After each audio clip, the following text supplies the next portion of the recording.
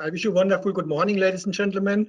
My name is Armin Kromer. I'm key account manager at CERN, and you are here today in the Rafting stream, and I welcome you exclusively to the presentation with the topic Trailblazing with ITIL, the Enterprise Service Management Journey at CERN.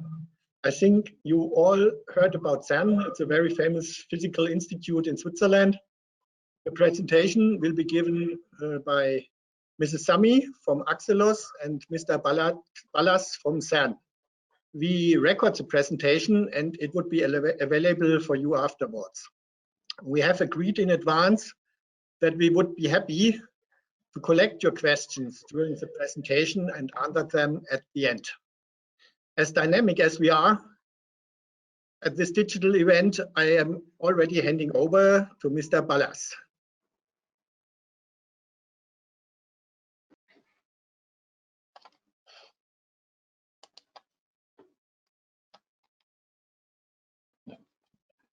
Good morning.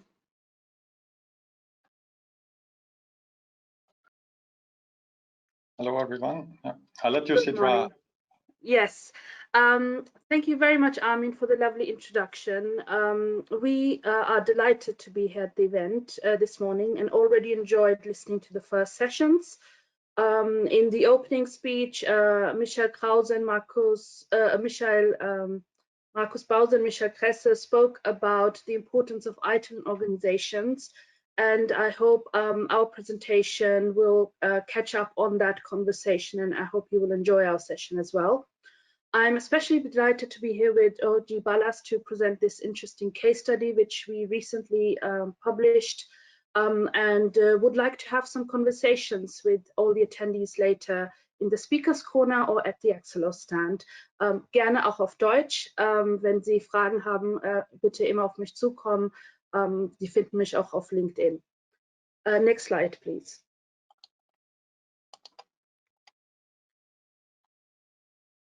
Oh, that was one too much, too many. Thank you.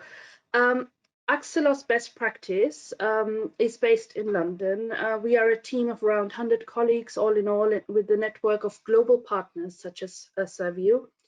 Axelos is responsible for developing, enhancing, and promoting a number of best practice frameworks and methodologies used globally by professionals working primarily in IT service management, project, program, and portfolio management, and cyber resilience.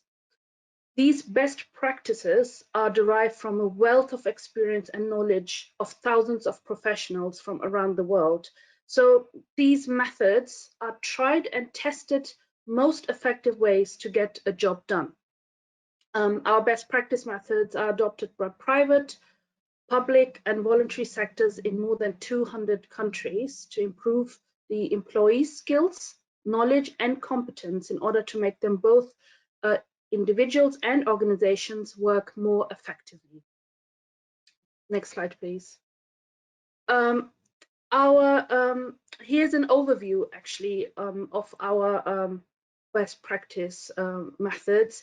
They are internationally recognized and include ITIL, which most of you will be familiar with, PRINCE2, MSP, as well as guidance on cyber resilience, risk, value, and portfolio management. These are all competences required in every organization.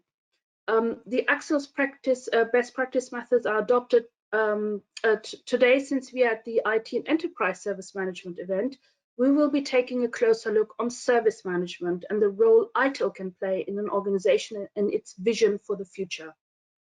We all agreed that 2020 was an eventful year which had every business and every organization in the grip to understand how to adapt to the ever-evolving situation and to the now. However, successful organizations think further ahead and have a vision. Next slide, please. Here, because we are speaking about vision, I would like to take a look with you what a vision is according to ITIL. Vision is a defined aspiration of what an organization would like to become in the future. It may include the future state picture of the problem that the organization will solve for consumers. It also describes how consumers will interact with the organization's products, and services, and what its people, their skills, and the overall structure will look like. Here, I would like to add that better, faster, cheaper is always a vision and is familiar to every organization, every business function, and every business operation. The better quality of employee experience has become an important metric. So the consumer is not only the client, but also the employee who has to use the internal services.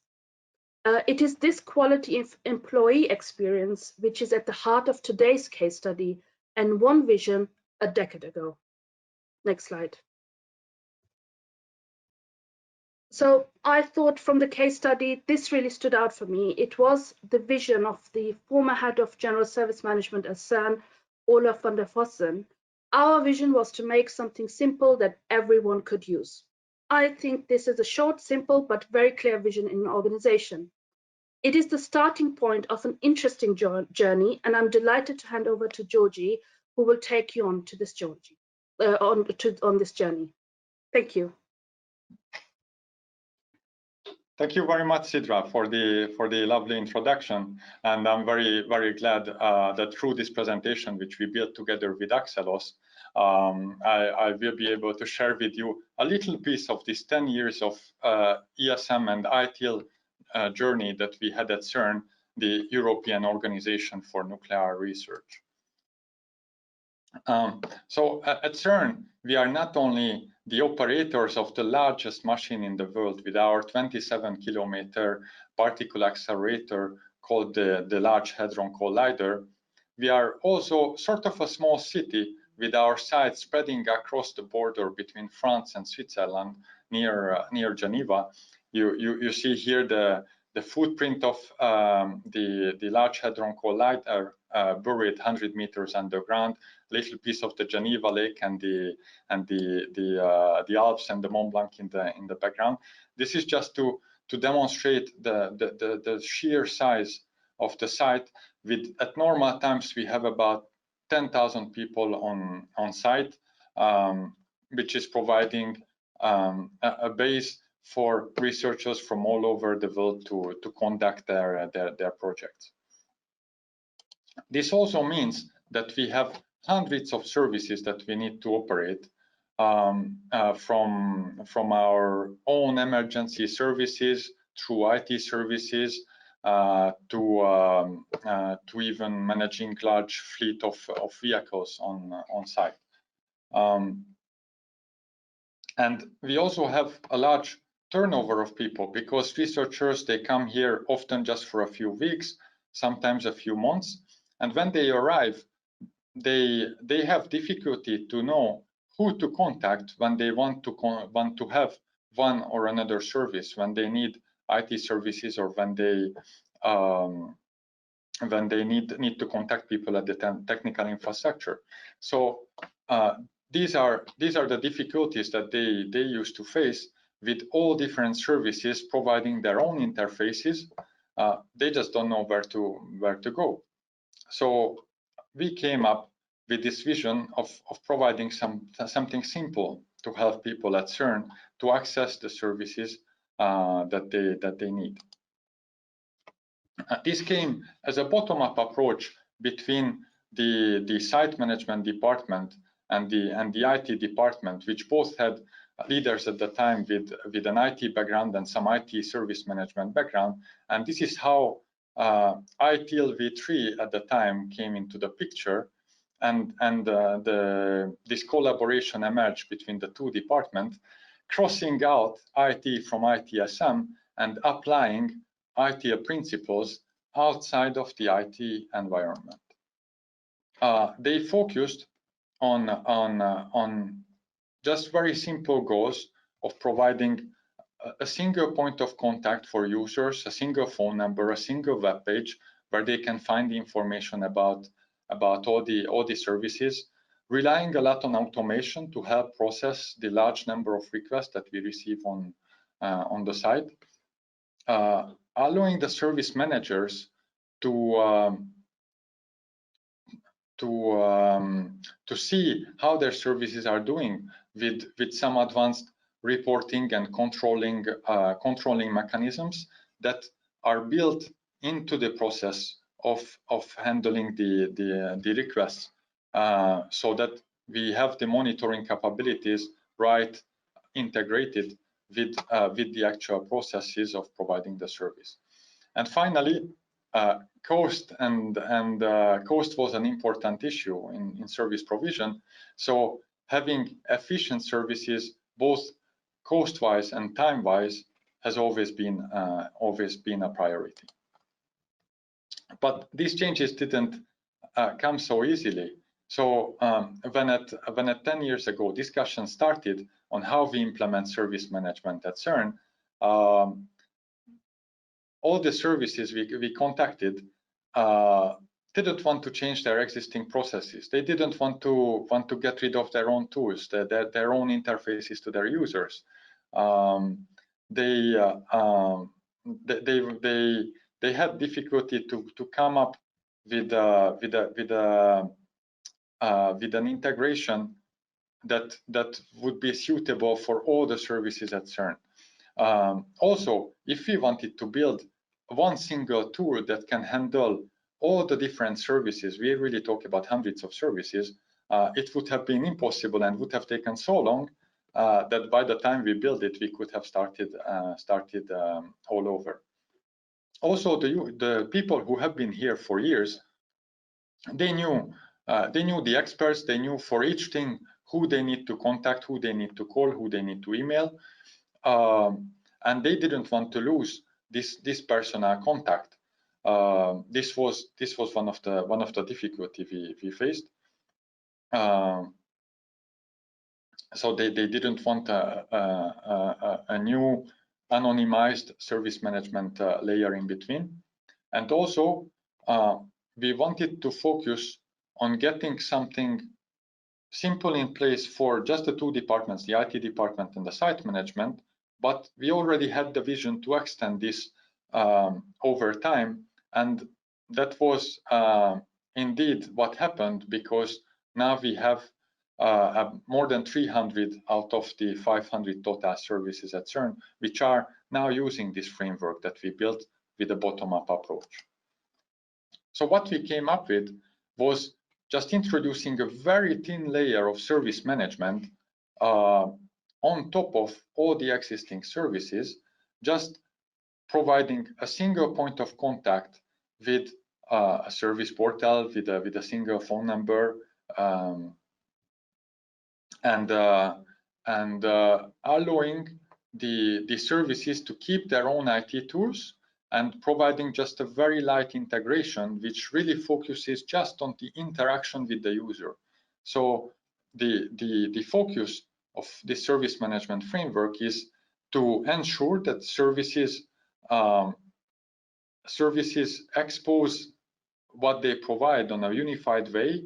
Users can make service requests from a single location through a single process using a unified tool, and then services can process these requests and provide the values of their services with the tools that they already have, and which suits their name. So one of the key concepts which we introduced was a service catalog, where we expose just a very simple set of services to the users, while hiding away what are the organization units, what are the functions within these units that are providing these services, but documenting these in a comprehensive central service catalog, where the dependencies between the services and who is supporting these services behind is well documented. So then when a user sends us a service request, automatically the system identifies which are the potential supporting units that will be able to resolve this request. So this gives basically an unlimited scope for our service desk to be able to relay the request to the right place. So the main purpose of the service desk, thanks to this catalog, is helping and ensuring the flow of requests and reports from the users to channel them to the right place, to the right experts within the organization, while hiding away this complexity from the user. This makes us very resilient to the organization as well, because we can change the whole service structure while not changing the actual catalog that is exposed to the users. I have to say, however, that establishing the service catalog was one of the biggest challenges. It took us quite a few months to our colleagues to agree with service managers how they will represent their services. So all these changes allowed us to transform CERN to an organization where anyone who arrives on site has a single phone number, a single mail address, or a web page to know, in order to be able to use all the services that are available for them on site, having these principles of a single point of contact, having unified processes between the services to manage the very simple processes that we implemented, such as incident management, request management, and having a single tool, a single service management tool to process these requests, while they could keep their own tools behind to actually provide the services that they have. And all this helped us to achieve the list of objectives, which some of them I already detailed you in the beginning.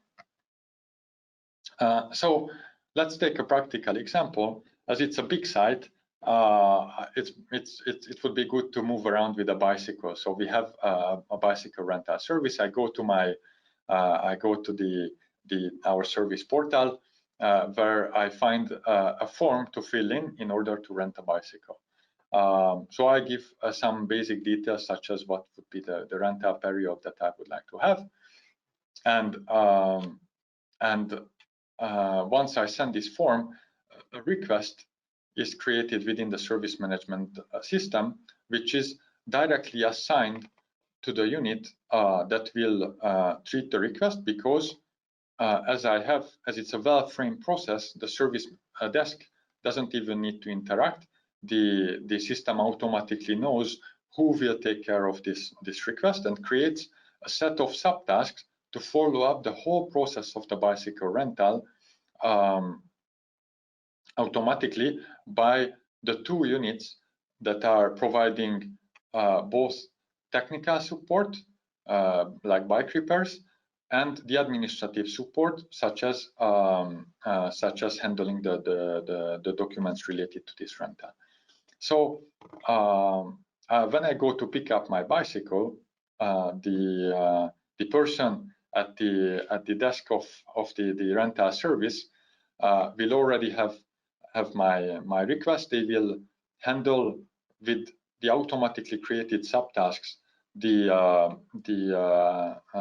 payment of the deposit, the printing of an attestation that I paid the deposit. The system identifies a free bicycle for me with the assigned parking slot. Then during the rental process, if there is a damage to the bike, we will have the task to track what this damage was, whether I need to pay or is it normal tear and wear of the bicycle. And when I return it, a bill will be made automatically based on this additional cost that might have emerged during my use of the bicycle. And all this is managed within the same framework, the same tool, from beginning to the end. Here is another example to demonstrate the power of this one service catalog, one service portal, and one point of contact principle. This is for attestations. It's a big international organization, so we have all kinds of special processes, a special special health insurance, special tax rules that apply to us. So quite often we need to get all kinds of certificates and attestations. This is provided by 5 separate units, which are relying on mostly their own tools and mostly on a high degree of automation. They are providing self-services where you just click on one of these buttons and you can directly print out the desired certificate or attestations. But the users, they don't need to know any of this. They don't need to know how many units are supporting this service. We just created a single attestation service where they can find whichever document they need, and with a simple click of a button or two, they are able to print their certificate. So this is what one of the key message here is simplifying and streamlining processes across different divisions and service units. A good indication of how things are going is the number of requests and incidents managed with our process. I mentioned that we really focused on simple processes such as managing requests and incidents. We have a few other KPIs as well. Of course, we run a knowledge base within our system, and also other processes. But let's have a look at the incidents and the requests, because I really find this is a good representation. We have been now having over 300,000 of these service requests managed every year. And what you see here is the number of requests is continuously increasing while the number of incidents remains somewhat constant. And this shows how the organization has been maturing those services that join the framework, because those that have been there already, they managed to reduce the number of incidents, so that the ones that have recently joined and might have a lower level of maturity, is the two sets off each other, so that finally we managed to go with a rather low amount of incidents, while the overall volume treated by our framework of service request is continuously increasing. So what were the lessons that we took away from here? It's really this staying simple and providing simple processes. In the beginning, we focused on 2 processes. One of them was to manage the incidents, and the other one was the request. And we thought that we can rely on the users to distinguish whether they are sending an incident request, an incident report, or a request report. But we were wrong. So we received always one in the another category, so we couldn't apply the process which was assigned to the request, and we needed to ask the user that, okay, but could you please open a request instead of an incident? And this was not working. The users, they want value. The value for them is that they just tell us what they need, and then we provide the service behind, but they don't care if it's a request or an incident within our process. So simplicity, keeping processes simple, at least for the user, is very, very important. So finally, we ended up with a workaround of having the user still send us an incident report or a request, and then if we find that it doesn't match the process, we would transform one to the other without bothering the user. The second one was about the handling of legacy processes. I mentioned already the reluctance of services and users to move away from old processes. we came up with a solution to allow service providers to keep their tools, which proved to be a good decision, and focus on really their communication with their users. And what we also see from the user side is that in the beginning they always relied on phoning and emailing the service desk, and after 1 year we got more requests via the service portal than by phone, but it took us 8 years to get more requests from the portal than by email.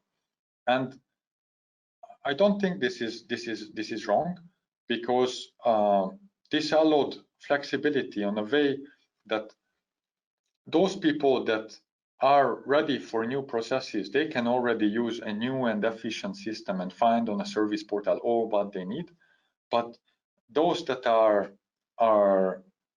that find it more comfortable to have the phone number or have the email address, they will still get satisfaction by getting the request done on a very simple way.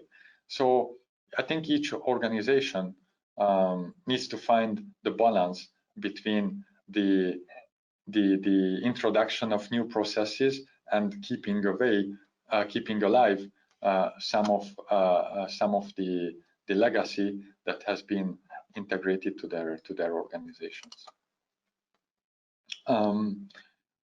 What we learned from all this is that service management is really relevant and effective beyond IT. So we applied the ITIL service management, ITIL v3, originally foreseen to be used in an IT environment. We went beyond that, and we did first site management activities, and then we included all kinds of services across the organization with great success. The key here again was the single point of contact and a single service catalog, which greatly helped this process, so that after a while people just knew, okay, I only need to call this number, or I only need to go to this portal to find what I want. And finally, with these simple processes, we did manage to have visible impact within the organization, and there is no reason this wouldn't work for you as well. These are just simple actions that do need an investment to have unified processes and agree with the different services what should be these unified processes. But afterwards, it goes along and brings finally a cultural change. So I mentioned that it was a bottom-up approach between the two departments. Finally, the word spreads, and other services that were outside of these departments, they voluntarily continue to join our effort. This is what you see with the number of tickets that are continuously increasing in a steady way. That's thanks to this transformation. As the word spreads, they came to us and asked, okay, so what? How can we also benefit from the service desk? Or sometimes at the service desk we see that we have no information about a specific service, and users are asking about it. So we approach the service and so with them what we can provide. And this finally brought an increasing dependency to the service management framework and the service management system to the organization, so that recently, for example, we applied it for implementing GDPR, the data privacy privacy notices for data privacy within using the service catalog, just integrating all this GDPR implementation in the service catalog. We used it this year for the COVID to show service availability information during the various phases of the lockdowns. And overall, I think what the cultural change is represented in is services, they are more interested in adopting a user view and making sure that their clients, their users are happy within the organization. So this was my little presentation, and I'm happy that I could share a bit of the journey that CERN went through up to now. Thank you, Georgie, for this really interesting insight into CERN's journey so far. I think it would be really interesting to hear what CERN has in mind for the future. So you gave us the overview of the past 10 years. Can you tell us a little bit about how this journey might continue, whether the vision is still the same or has it changed in the past decade? Yes, we have several ongoing directions. Actually, in two main directions, we would like to proceed forward. One of them is I mentioned that services have been joining, over 300 services to this framework. Now we would like to go and try if we can apply service management and ITIL principles in particle accelerator operation. So we have covered already much of the services that are generally available on the site, but there are many internal services at CERN that are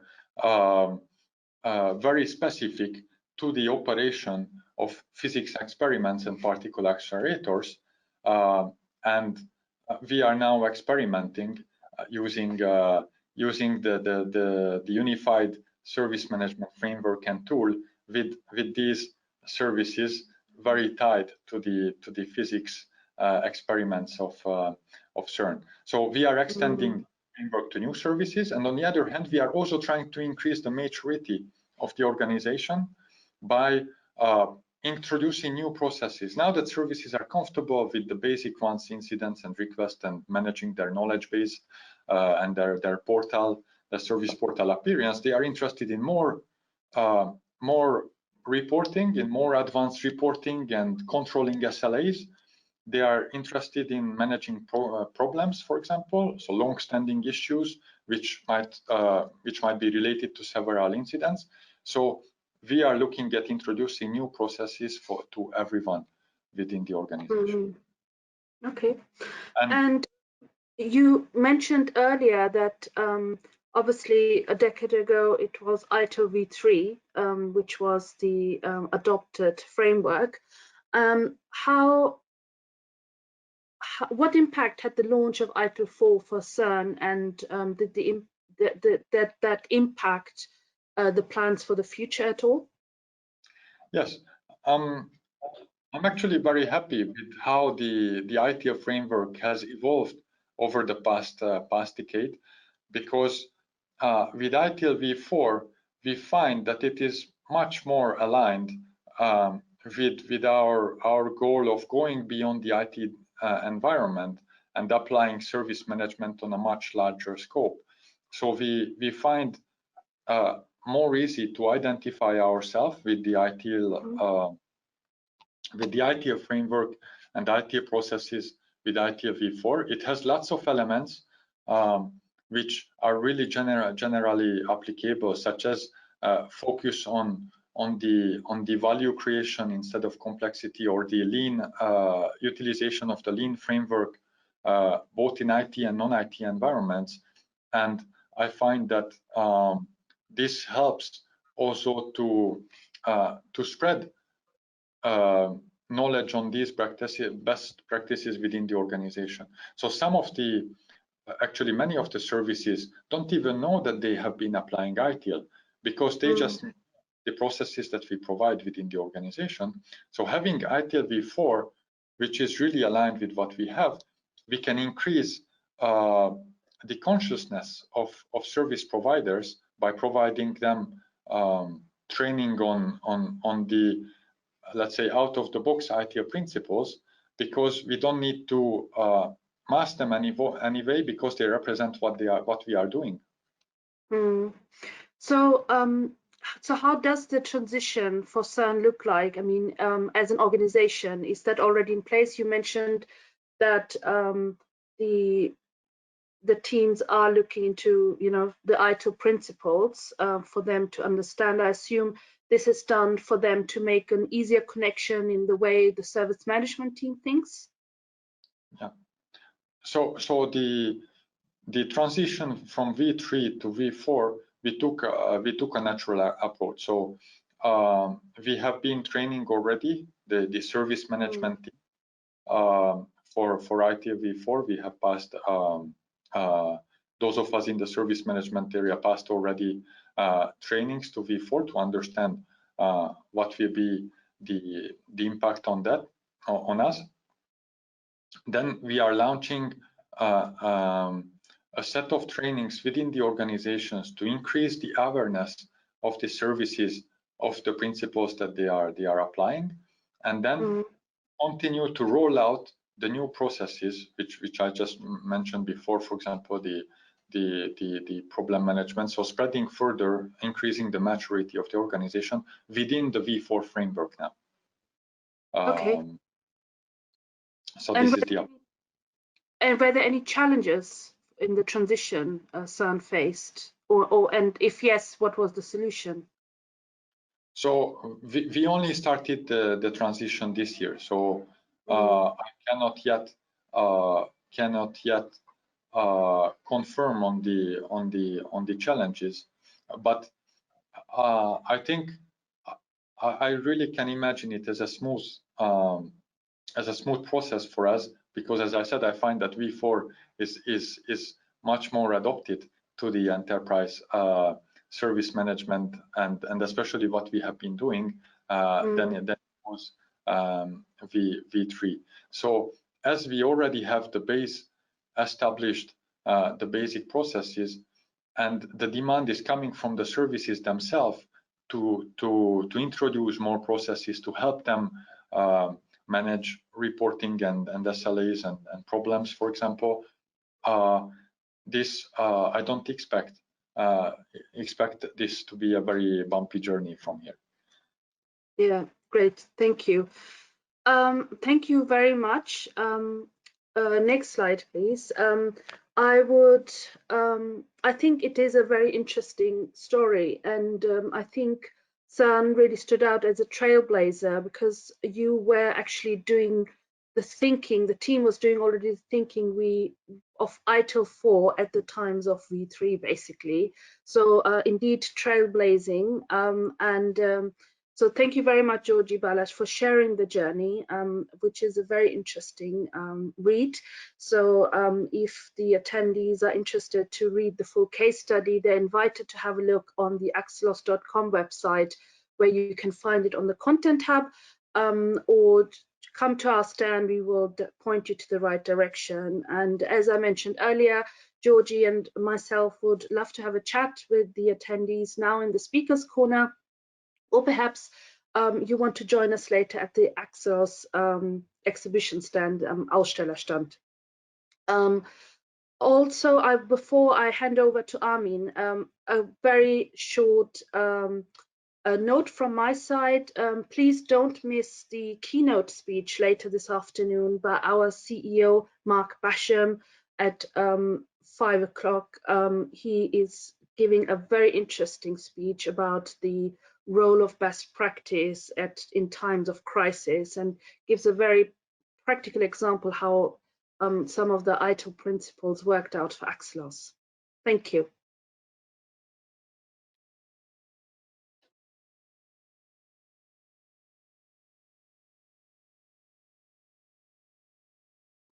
So thank you, Citra, and thank you, Georgie, for the inspiring presentation.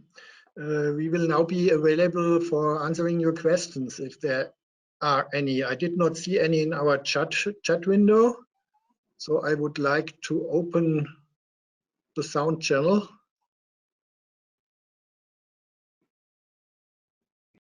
That's not possible. So I don't see any questions. Still no one in the chat room. So afterwards, as Sidra already told us, Ms. Sami and Mr. Ballas will be available for your questions in our speakers corner for the next 15 minutes or so. One side note, I would be glad if you would visit the booths of the different exhibitors. So visit please the exhibition. Take a picture in our photo box, or take part at our exhibitioners rally, so you can win great prizes there. Yeah, and we have now in this stream, we have now 1 hour lunch break, and after this we continue with 4 other sessions. So the session is now nearing its end. I thank you for your attention. Thank you very much, and I wish you a very great digital service management experience. Bye. Thank you. Bye.